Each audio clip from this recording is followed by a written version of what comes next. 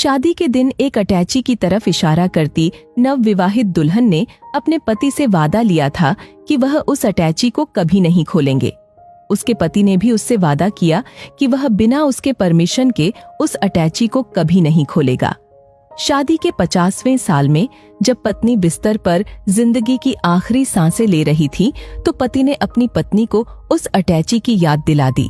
पत्नी बोली, अब इस अटैची का राज खोलने का वक्त आ गया है, अब आप इस अटैची को खोल सकते हो।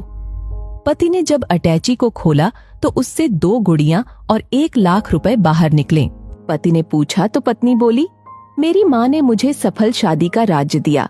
उसने सलाह दी कि गुस्सा पीना बहुत अच्छा है। माँ ने मुझे ये तरीका बताया कि जब भी उसे अपने पति की किसी गलत बात पर गुस्सा आए तो पति पर गुस्सा होने के बजाय एक गुड़िया सिल लिया करना।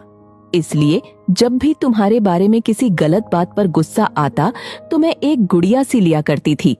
पति 2 गुड़िया को देखकर बहुत खुश हुआ कि उसने अपनी पत्नी को कितना खुश रखा हुआ है।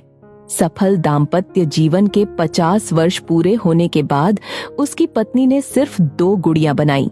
जिज्ञासा में पति ने अटैची में रखे करीब 1 लाख रुपए के बारे में पूछा तो पत्नी बोली, मैंने ये 1 लाख रुपए गुड़िया बेचकर इकट्ठा किए हैं।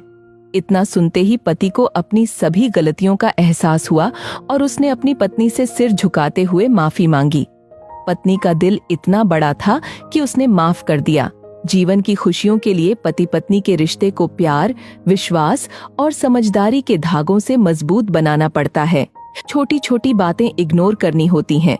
मुश्किल वक्त के समय में एक दूसरे का सहारा बनना पड़ता है। पति पत्नी का रिश्ता इस दुनिया का सबसे खास रिश्ता होता है। पति पत्नी के रिश्ते में विश्वास होना चाहिए। आपस में एक दूसरे के प्रति होने वाले विश्वास को कभी न डगमगाने दें। पति पत्नी के रिश्ते में एक दूसरे के प्रति सम्मान होना जरूरी है। पति पत्नी के रिश्ते में क्रोध और घमंड के लिए कोई जगह नहीं होनी चाहिए।